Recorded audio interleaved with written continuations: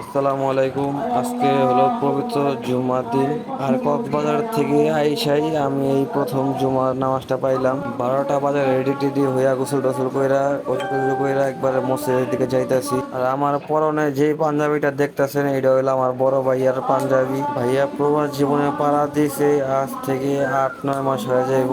অনেক দিন ধরে ভাইয়ারে সরাসরি দেখি না, কিন্তু ভিডিও কলে কথা হয়। গোসল কইরা যখন আমার ডয়ারটা খুললাম তখন দেখি যে আমার ভাইয়ার পাঞ্জাবি একবারে উপরের দিকে। আর আমি আমার ভাইয়ার পাঞ্জাবি আমার ডয়ারের সব সময় উপরের দিকে রাখি, কারণ আমার ভাইয়ার পছন্দের জিনিসই ছিল পাঞ্জাবি। হাঁটতে হাঁটতে মসজিদের ভিতরে ঢুকে গেলাম। মসজিদের ভিতরে ঢুকে দেখি হুজুরে খুতবা পড়তা, আর আমিও চুপচাপ বৈশা বৈশা খুতবা শুনতেছি। খুতবা শুনতে আমার ভালোই লাগে। তো নামাজ পড়া আমি আবার বাসার দিকে রওনা দিলাম। আর সবাই আপনারা আমার ভাইয়ার জন্য দোয়া করবেন, সে যেন ভালো থাকে এবং সুস্থ থাকে। সবাইকে অনেক ধন্যবাদ আমার এই ভিডিওটা দেখার জন্য।